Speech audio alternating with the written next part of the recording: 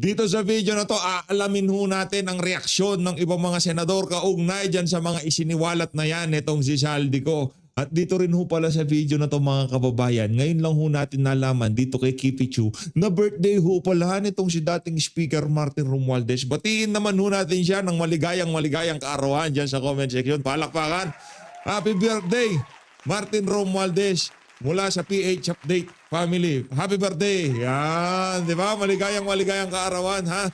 Sana ngayong araw na to masaya ka ngayong kaarawan mo, no? Mabuhay ka hanggang gusto mo kayong dalawa ng pinisa mo na si Marcos Jr. Pero bago natin pag-usapan, ang pagpapatuloy na yan ng press con dyan sa Senado, parang walang nangyari, no, King? Anak ng toko, biglang lumabas yung yung bangungot mo, no? Yung tipong ito yung nila, ito yung pinakakinatatakutan nila na merong isang pumiyok na ika nga kakampi nila diyan sa kabalbalan na yan. At wala na hong mas titindi pa sa PPO kung hindi itong si dating appropriation chairperson Zaldico. Isang like at isang subscribe. Masaya na ho tayo dyan sa mga gusto sumali sa ating community. Alam nyo na ho gagawin. Yung join button nandyan lang ho sa baba. Ayun na nga, November 14, 1963. Yan ho ang kapanganakan nitong si dating Speaker Martin Romualdez. Ngayon ho ang kanyang kaarawan, November 14. Kaya lahat ng ating mga kasama dito sa PH Update, batiin niyo ho siya ng maligayang kaarawan. Punta ho kayo dyan sa kanyang FB page, dito sa comment section, batiin ho natin. Sana maging masaya ka ngayong araw na to. Heto ang mga nakita nating post sa pagkasunod ng paglalahad na yan ng kung sino nga ba ang mastermind dito sa napakalaking korupsyon ng flood control dito sa administrasyon ni Marcos Jr. Heto mga kababayan, dahil hindi lang maliit, lakayan lang natin ng konti, lakayan natin maliit. Sana yon? Ito. Grabe ho, no? Grabe yung mga kaganapan ngayon. Ano mang oras, baka, di ba? Hindi, kaya, congratulations dito kay Vice President Sara. ano na naman yan yung ako saan, itong mga nitong mga pinklawan, talyanista ng Saymada. Pakawala nitong si dating Pangulong Rodrigo Duterte, itong si Zaldico, mga si Raulo, ito. Kaya hindi na tuloy ang Zoom ni Zaldico dahil hindi na nila makontrol. Palakpakan. Zaldico, alam mo, malaking kahit na alam namin na talagang isa sa mga kumita, pambira. Alam nga naman mali-mali tayong dinadala sa bahay mo tapos, di ba? Alam nga naman wala ka doon, di ba? Saka kita naman ho natin sa sala nitong si Zaldico. Hindi ka lusot dito, Brad. Kumbaga, yung galit ng sambayan ng Pilipino, kung kahapon, sa'yo lahat ang galit. Ngayon, ilalagay namin itong galit dito sa mga tamang paglagyan ng galit ng sambayan ng Pilipino. At walang iba yan, kung di ang presidente. Ang presidente na dinipensa ang budget, ang presidente na di umano nag-insert ng 500 billion para sa mga infrastructure project, ang presidente na pumirma sa budget. Yan, dapat ho sa kanya lahat ang sisi dito. Kasi hindi ho mangyayari lahat ng to kung hindi sobrang takaw sa pera ng administrasyon na to. Hayo na nga mga kababayan, hindi na daw ho makontrol itong si Zaldico, sabi nitong si Senator Amy Marcos. And Amy, ito na nga ipinakaabangan natin lahat. Kasi kung kay Master Sergeant Oli Gutesa to, baka hingan pa ng notaryo nitong si Ping Lacson. Baka sabihin ni Ping Lacson, Zaldico, saan mo pinanotaryo? Saan mo pinanotaryo? Ang testimonya mo. Mahirap na, baka bawiin din, di ba? Ano pa ba meron tayo dito? Naku, matindi ho ito. Etong si Tuta Soto, excited ho tayo kung anong masasabi niya dito sa kabalbalan na to. Naginabang ho yun. Di ba? Naginabang ho sila sa pondo nitong 2025. Kasi yung mga ayudang pinamigay nila doon sa 2025 midterm election, galing ho dito sa budget na to. Kaya pinagpilitan ho nitong si Marcos Jr. na talagang walang problema itong 2025 budget. Para nga meron silang gastahin dito sa 2025 midterm election. Ito, he's doing a good job. Ginagawa niya, maganda yung trabaho niya sa ginagawa niyang pagnanakaw, ganon. Yung pag-i-insert niya ng bilyong-bilyong pondo sa budget, ganon. Talagang magaling. Hindi katulad ng dating administrasyon. Talaga. Talaga naman, hindi siya katulad ng dating administrasyon. Ang administrasyon ni Tatay Digong, Pagka sinabi niya, gagawin niya. Pagka sinabi niyang ayusin niyo yung budget na yan, pagka hindi niyo inayos yan, ibibito ko ang buong budget. Diba? Ang dating administrasyon, hindi niya kinakausap yung mga congressman para doon sa kanyang insertion na gagawin na di umano 100 billion piso. Wala ho yan, 100 billion ngayong year pa lang na to. Eh paano yung 23, 24? Ano, ilang bilyon kaya ang pinasingit ni Marcos Jr. dyan?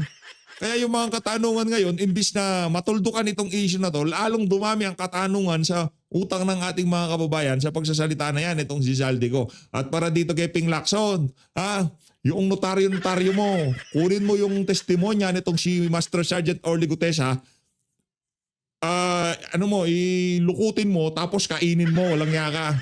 Ngayon ka maghanap ng notaryo dito sa testimonya nitong si Zaldico. Ano pa ba meron tayo dito?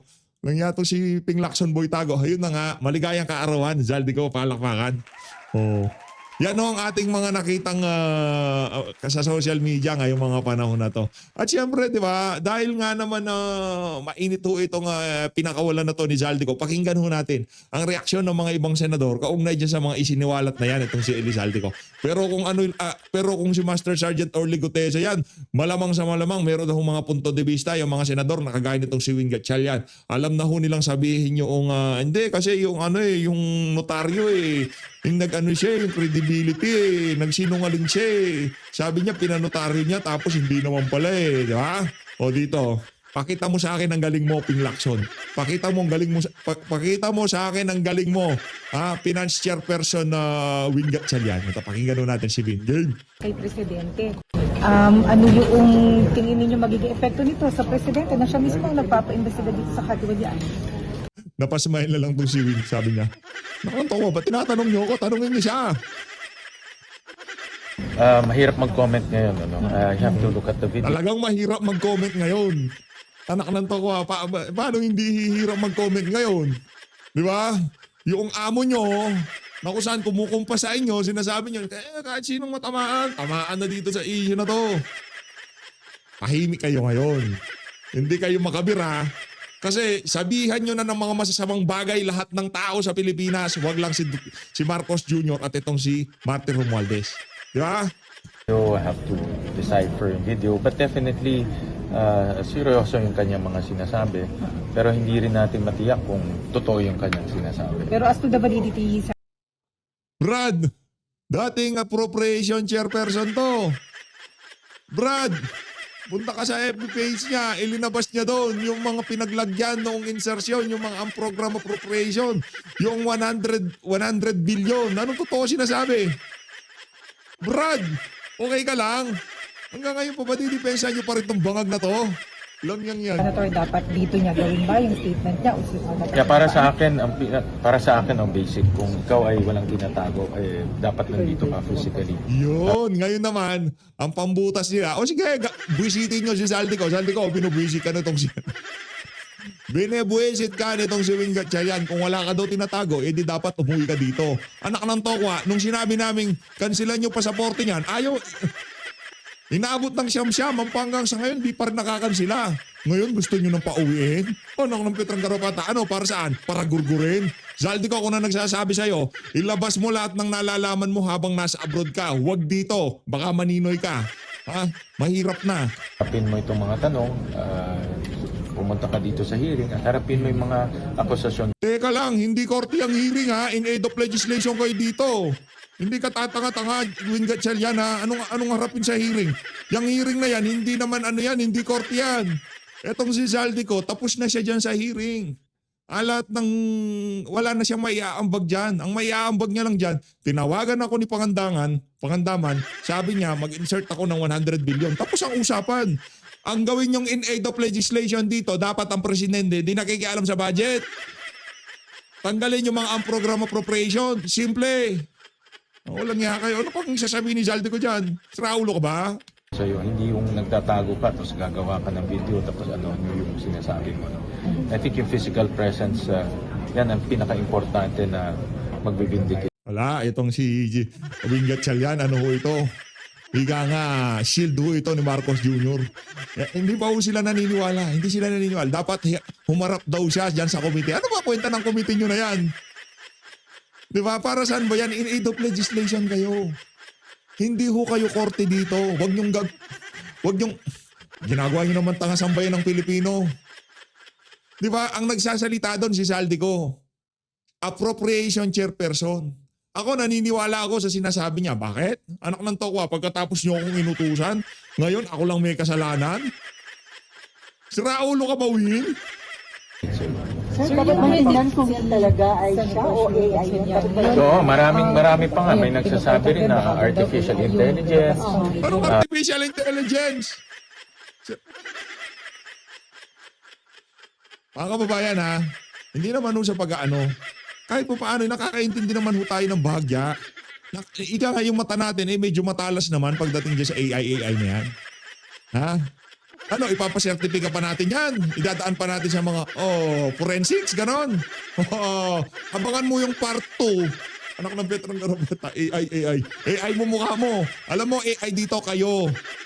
Kayong AI dito. Ang trabaho nyo bilang AI protektahan itong si Marcos Jr. Natatakot ba kayo na maging presidente si BP Sara? Wala. Wasak ang political career mo, Brad. Ngayon pa lang sinasabi ko na. Ako personally, hindi ko pa nakita yung video. No? Huwag mo nang tignan. Dahil kahit tignan mo pa yan, taliwas yan doon sa utos sa'yo na ipagtanggol ang iyong amo. Ngayon pag-upset ko. So, marami pang katanungan eh. But definitely, kung ano man yung sinasabi niya, mabigat yung kanyang sinasabi. Kaya dapat talagang kilatisin mabuti yung kanyang sinasabi.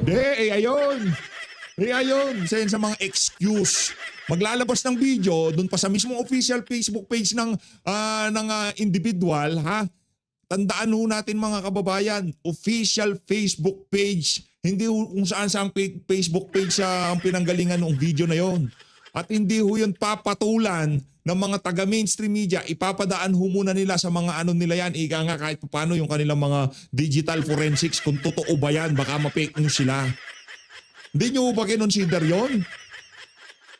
At also yung legalidad ng kanyang sinasabi dahil nasa abroad siya. Hindi natin alam kung legal ba yung kanyang ginagawa or merong magkaharap ba yung embassy. So maraming ganyan mga Pero what does that make about the fight against corruption? Kung sinasabi niya mismo si Pangulo to yung nagpa-insert ng 100 billion pesos. I don't want to sa comment budget. on that dahil first of all, yung mga like I said, hindi natin alam kung totoo yung sinasabi niyo. I really don't know. I have to see the video and have to analyze it. But what is Pero the naging part ka ng Too early to say kung ano yung mga sinasabi. Pero sa naging part ka ng kampanya, di ba? Totoo kaya Ibinito ba nga ni yung Presidente ganung ang maraming insertion na Yes, alam ko marami rin binito si Presidente at that time. Almost 100. If I'm not mistaken, naalala ko, Marami na binito yung presidente. Anak ng toka. Yung tinawagan niya na sinabi, siguro napasobra. Napasobra yung in-insert ni Saldico.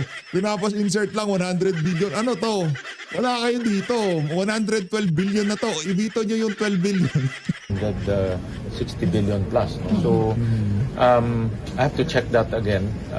Kaya nga, ito lahat dapat tignan in the entire context. Hindi lang pwede yung sinasabi niya, but also yung mga nangyari sa BICAM at nangyari nung last budget hearing. So, Senator Gatchalian, so bilang chairman ng Finance Committee, titingnan ninyo, i-verify niyo yung sinasabi niya na insertion, kung totoo na nagkaroon ng insertion na ganung amount sa 2025 budget. Well, hindi ko tinignan na yung mga huling budget. No? Tinignan ko lang yung mga amount sa iba-ibang sector. Pero tingnan ko rin kung Ayun na nga mga kababayan, doon na ho natatapos sa mga kabalbalan itong si Wing Gatchalian. Dito ho tayo kay Eli San Fernando. Eli! Ano na Brad ha? Ano na balita? O, pakinggan ho natin. Anong reaksyon nitong si Kamanggagawa party list dito sa pagsasalita na to ng dati niyang colleague dyan sa House of Representatives. Game! Ayan na mga boss. Yan na mga boss. Nagsalita na si resigned Representative Zaldico, ang former Appropriations Chair ng Kongreso noong 19th Congress. At idinawit na niya, isinama na niya si Pangulong Bongbong Marcos at si former Speaker Martin Romualdez dito sa usapin ng flood control scandal. Yan.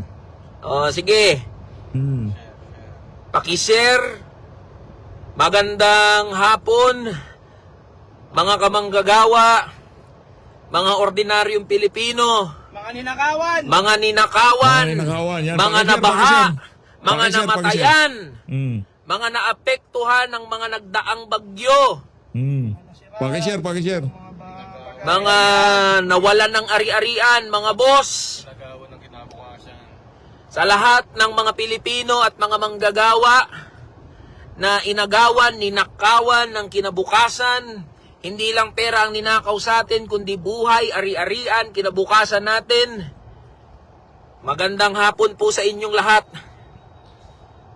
Tama nga yung sinasabi nila, hindi lahat ng lihim ay mananatiling lihim. Yan. Mabubunyag at mabubunyag. Mga boss, nagsalita na si resigned Representative Elizalde Co. At napakahalaga ng kanyang binanggit dahil siya ang former Appropriations Chair noong 19th Congress na nagbalangkas o gumawa noong 2025 budget kung saan nandyan yung samut-sari na mga insertion, anomalous and ghost na mga flood control projects at infrastructure projects. At napakahalaga mga boss ng statement na ito dahil idinadawit at itinuturo nito si Pangulong Bongbong Marcos at si former Speaker Martin Romualdez dito sa kagimbal-gimbal, the greatest corruption scandal in recent history. Ngayon mga boss, matagal na nating sinasabi, imposibleng walang alam si Speaker Martin Romualdez, si Pangulong Bongbong Marcos dito sa usapin ng budget dahil una, si Speaker Martin Romualdez, siya ang speaker during that time. Mm. At lahat ng nangyayari sa House of Representatives ay alam. Imposibleng sabihin na hindi alam ng speaker bilang ikaw ang pinakamataas na leader ng House of Representatives. At hindi lang yun. Mahalaga yung sinabi ni resigned Representative Zalde Co na pati si PBBM Yan. ay sangkot din. Bakit? Dahil siya mismo ang pumirma at nag-review ng 2025 General Appropriations Act. At ibig sabihin, pinatutunayan lang nito na alam niya rin itong mga usapin ng anomalous and ghost flood control projects and other infrastructure projects. Sinabi nga, maski si DBM Secretary Amena Pangandaman. Tama. Bakit hindi ba nababanggit yung pangalan ni DBM Secretary Amena Pangandaman? Siya rin ay dapat na maimbestigahan dahil siya ang ulo ng Department of Budget and Management na siyang nakakaalam sa pasikot-sikot ng budget ng ating bansa.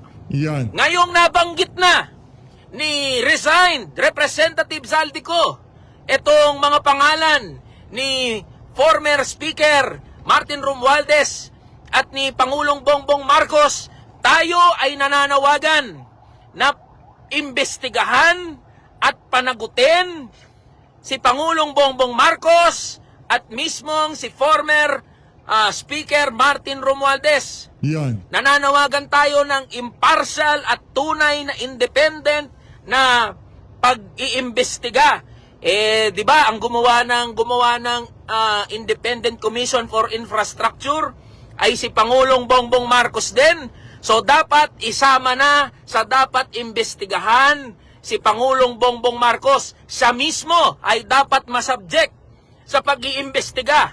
At dapat ang investigating body na mag-iimbestiga dito kay Pangulong Bongbong Marcos at kay former Speaker Martin Romualdez ay isang komisyon o body na walang direktang connect sa Pangulo at sa former Speaker na si Martin Romualdez. Ito dapat ay pangunahan ng mamamayang Pilipino at ng mga independent bodies, mga civil society organizations, mga ordinaryong Pilipino at mga manggagawa. Hindi natin pwedeng ipagkatiwala ang investigasyon at pagpapanagot sa mga bodies or investigating bodies na ginawa mismo ng Pangulo.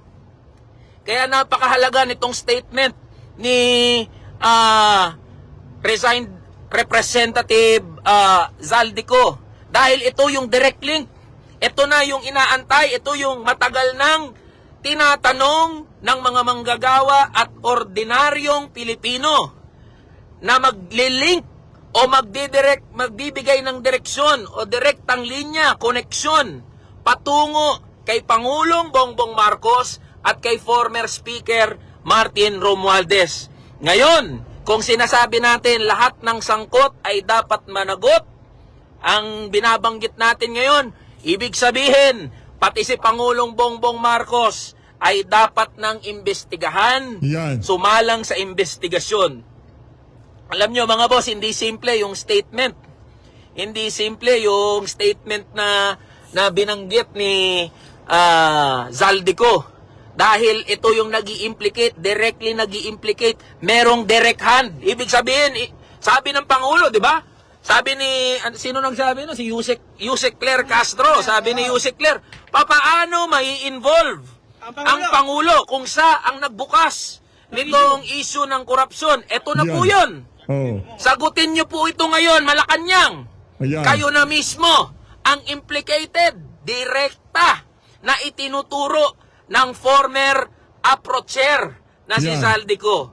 Ayan ngayon. Hindi, Eli, ano daw, AI daw, AI. Mamaya ho mga kababayan ha, ipapakita ho natin na hindi AI ang video na yan. Ayan na ang dapat natin na abangan. Ano ngayon ang justification dito ng Malacanang at ng Palasyo? Porket nagsalita si Zaldico, ibig sabihin ba niyan, absuelto na siya? Hindi po mga boss. Hindi. Pinatutunayan Hindi lang ganun yun. nito na they are equally accountable. Yan. Kung ano ang galit natin kay Zaldico, kung Yan. ano ang galit natin doon sa mga nasangkot sa iba't ibang mga issue ng flood control anomaly, flood control scandal, ganun din dapat ang ating galit dito sa mga additional cast of characters na naidagdag. Parang ano, Ngayon, parang teleserye ah. ngayon, mga boss, sinasabi ni Pangulong Bongbong Marcos, they know who these people are. May listahan. Now, Mr. President, can we Kasama see ka ba? the list? Pwede ang patingin kami ng listahan? Pasili. Pasilip kami ng listahan. Ngayon, binabanggit ni Mr. President, before the year ends, bago magpasko, may mga makukulong. Sino itong mga makukulong na to? If you yourself, Mr. President, is directly implicated in the flood control anomaly, ito na yung binabanggit natin mga boss. No? Na imposibleng walang kinalaman ang executive, imposibleng walang kinalaman ang Pangulo, ang executive branch, at ang former Speaker of the House patungkol dito. Napakaganda ng pagsisiwalat na nangyari ngayon dahil nabibigyan na tayo ng whole picture na ang korupsyon, mga boss, ay hindi kayang gawin lang ng isang tao o ng isang grupo ng mga tao, kundi ito ay nag-i-involve ng iba't ibang layer ng gobyerno, ng pamahalaan, ng iba't ibang mga sindikato mula sa nakuntsabahan. Yung sistema mismo ay nakadesenyo para kurakutin ang kaban ng mamamayang Pilipino, ng mga ordinaryong Pilipino. So yan, nawawala daw ata ako. Yan, Nawawala na ano ka, boss. tayo na Ginajam. ginajam yung ano natin, Ay, ginajam ginajam. yung ating yung ating connection. Ginajam Magno ka, Brad. Ginajam Magno. So ang binabanggit natin dito, hindi lang si Bryce Hernandez ang may kaya niyan. Hindi lang si Diskaya, kakayanin ni Diskaya, kakayanin Hindi. ni Bryce Hernandez, ni Hindi. Alcantara, kakayanin ng mag-asawang Diskaya, yung yung pagkopo sa mga kontrata, yung Hindi. dyan sa flood control, anomaly and scandal, hindi. Merong Hindi yan. pagtutulungan, merong pagkukuntsabahan na nangyayari mga boss. Sa buwatan. Kaya dapat panagutin natin kapag sinabi natin lahat ng sangkot ay dapat managot. Pumapatungkol to mula sa pinakamataas hanggang sa pinakasimple at pinakamababa na posisyon sa ating gobyerno.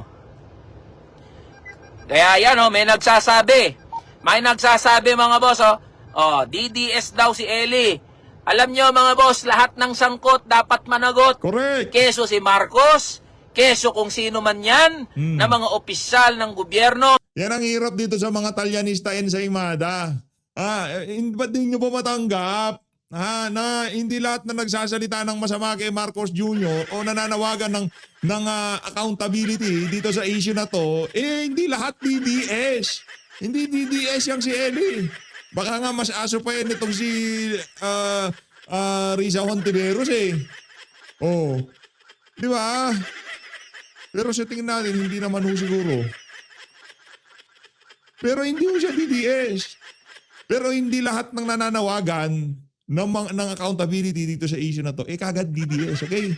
Pag mga Talyanista natin sa Imada, ayusin nyo.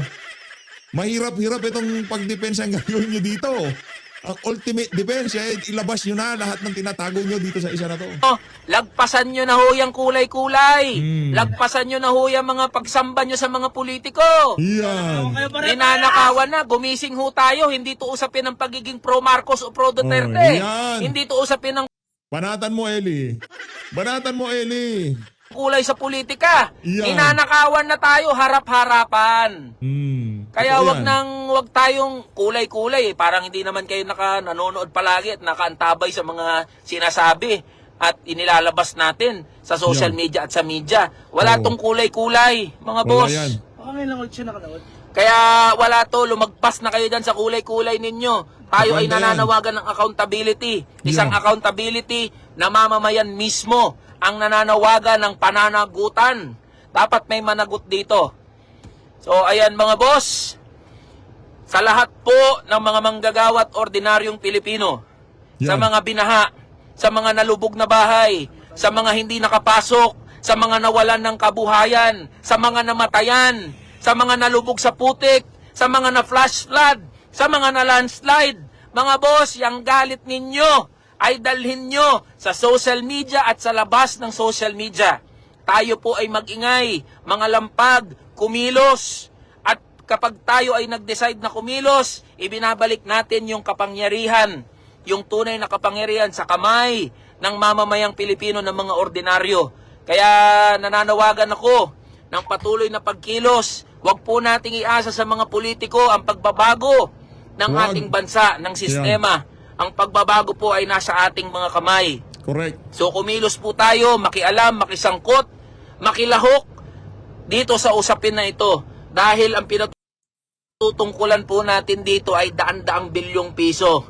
So PBBM, former Speaker Martin Romualdez, hindi po kayo safe. Ang ating panawagan, kayo ay maimbestigahan, kayo ay mapanagot, at kung mapatunayan na kayo ang nanguna, arkitekto ng pandarambong sa bilyong-bilyong piso sa kaban ng mga manggagawa at ordinaryong Pilipino, kayo ay dapat na maikulong. Yan. At kayo rin, yung mga ari-arian ninyo ay dapat masequester, mabawi ng pamahalaan.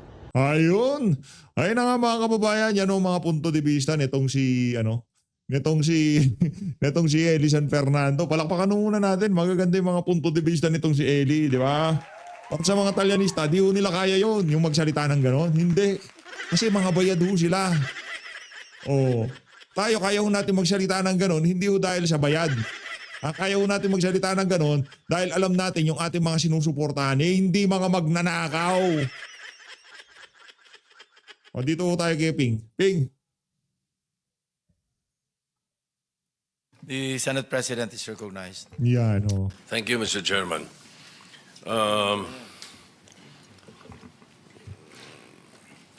There have been many manifestations from Ang tanong, grinit mo na ba ng happy birthday itong si Martin Romualdez? So to, ginrit mo na ba? Kung di mo pa siya ginrit, huwag ka muna magsalita. the position and Talaga, policies that were discussed earlier. Importante pa yung pag-grit sa kanya. I'd like to go to the bottom line Oh, yung bottom line mo of agad. the committee Yan. in aid of legislation. Ito ay pagkatapos niya na hong mapanood. Pagkatapos na ho nilang pinagdadaldal yung mga kasama nilang senador dyan, itong si Bernardo. Pagkatapos yung nagsalita ni Bernardo ng kung ano-ano dyan sa hearing na yan, magbo-bottom line na daw ho siya. Pambihira ka.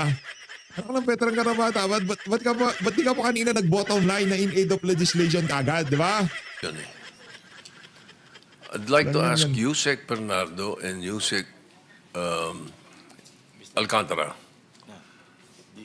what is the solution?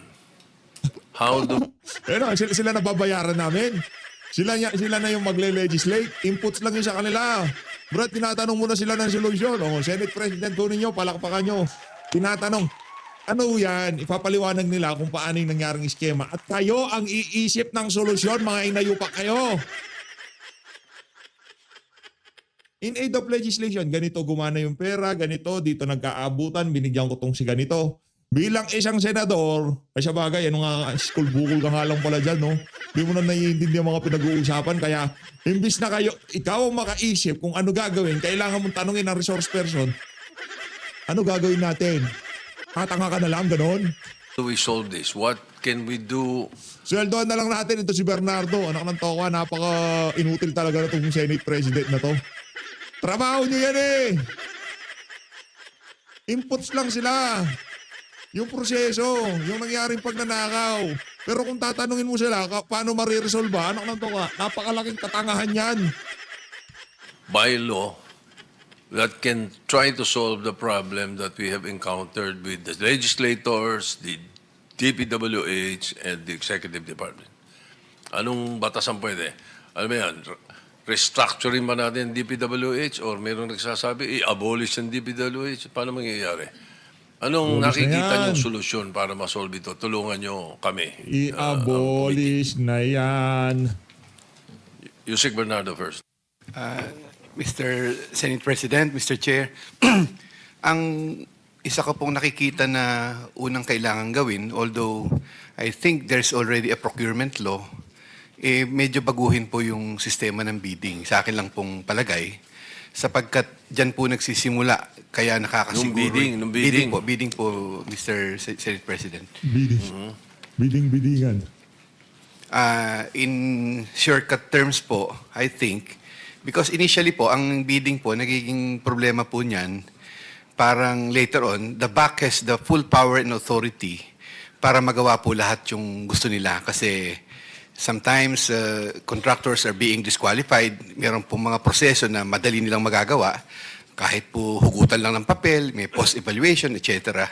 Pero ang maganda po dito is that kailangan po siguro mabigyan yung mga contractors ng leeway kung paano din magkakaroon ng modification sa bid later on. But it's not a bidding po sa akin pong palagay. Sa akin pong palagay, Mr. Senate President, Mr. Chair, siguro po parang auction yung project na present.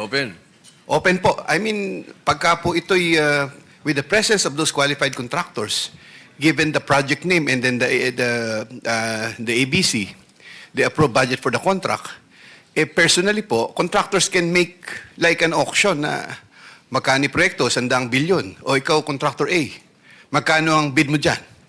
Siyempre po, legalan na po lahat yun. Present po sila. Pagka po sila nag-offer, personal po, nanduro na po yun. Wala na pong kasi, of course, before the auction, their documents must already be, nakita na po lahat. Parang they are really qualified for the project and they can be included in those possible auctioneers. So, pwede po siguro yung ganun. Para, pagka po ganun, wala pong nakasisiguro na sa bidding. Maaari pong... Oo. Yes po. So, Mr. Chair. importante rin na yung pick-up, malinis yung mga magbibid, hindi ba? Yes po, Mr. Chair. Ang sabi ko nga po, contractors could have been qualified and with their status regarding their experience, etc., etc. And once qualified, they can be included in the auction. Pag nag-auction ba, bidding, open, ganyan. Mawawala yung 3% ni Kamote, 2% si ganon. Open na Mawawala po. yun, ano? Open na po, Mr. Chair. Open sapagkat hindi na kailangang suhulan yung mga tingin ko po, mahihirapan na po nilang magawa yung gusto nila kasi anybody can just join the bidding. Mr. Chair, Yeah. with the indulgence Senator of the Tulfo Senate is President, recognized. Yusek Bernardo, maganda ho yung panukala ninyo, pero minsan ang problema po, yung mga district engineer, mga politiko po ang naglalagay. Me and you, alam ho natin yan. I mean, it's been the practice. Ilalagay ni congressman yung kanyang district engineer dito. Kagaya ngayon ni ito, pag nasibak ito mga ito, Bakit may linagay ka ba, Brad? May linagay ka ba ang district engineer? Kasi me and you eh.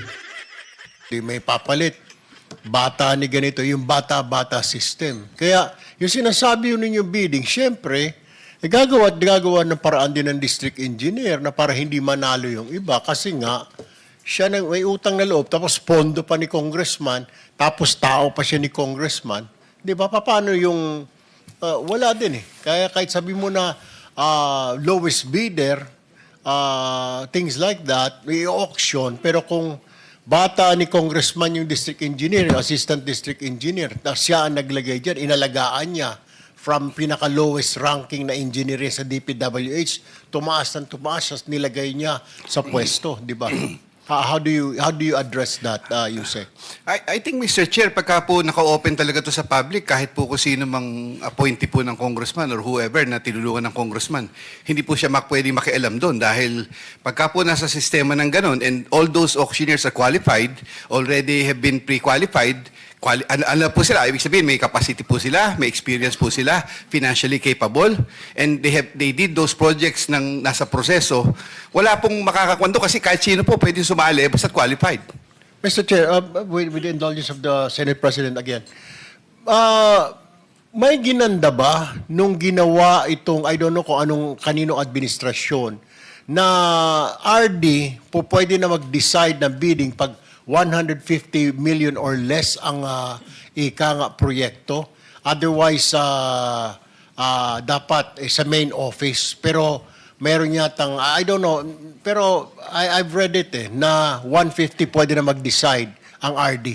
And then, may bibigay niya kung kanino contractor. Dapat bang alisin na ito? Dapat main office na lang mag-decide na 150, 100, dito ang bidding, ito yung kuan. Kaysa sa, kasi I'm sure if i-favor ng regional director, Yusek. Babalikan ko po yung kwan. Sa naalala ko po, it was during the time of Secretary Mark Villar when we increased the capabilities of district into 100 million. Later on po, nung panahon po ni Secretary Bunoan, I think it became 150. While in the region po 300, naging 400 million na po ngayon ang capability. But that does not guarantee po that the regional director can just tell the back na ito manalo kung naka-auction pong ganon. Sapagkat ang back po, it's a different, although sinasabi natin na tao din ang director yan, tao rin ang district engineer.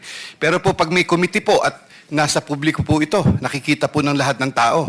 At kumbaga sa auction po yung nagtatawaran, wala na pong dayaan doon sa akin pong palagay.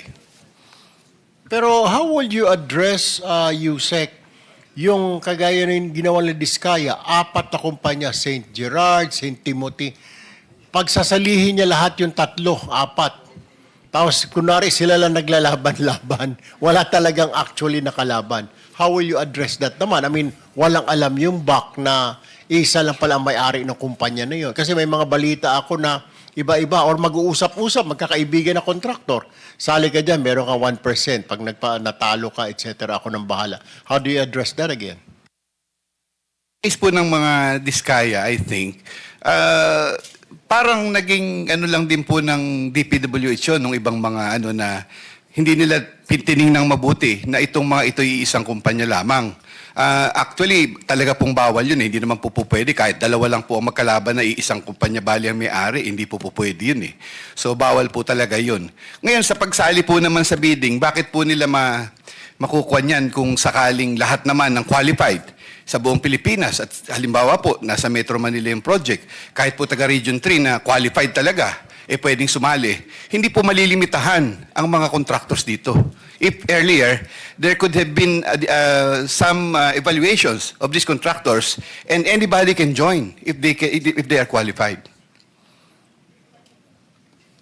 Okay, okay, that's one way of Ako, solusyon ko lang dyan, kung ako tatanungin itong si Tuta sa to, sa tingin ko lang dyan, wag lang ika nga malibog sa matakaw sa pera presidente. Basta wag niya lang pakialaman yung mga bumabalangkas ng budget diyan sa House of Representatives, 'di ba? Yung mga yung mga project. Ang ang dugas nito si Marcos Jr. nagbigay siya ng NEP na kung saan yung gusto niyang mangyari wala doon pagdating sa House of Representatives para ika nga meron siyang leeway pagka sinabi. Hindi naman galing sa NEP yan Inaprubahan lang namin yung budget na ibinigay sa amin ng Pangulo 'di ba? Hindi ho ganoon yung proposal ng executive, inaprubahan lang namin. Hindi ho. Tumawag ho siya sa appropriation, doon niya pinagsisingit yung mga gusto niya isingit. As always, maraming salamat po sa pag-support sa PH Update.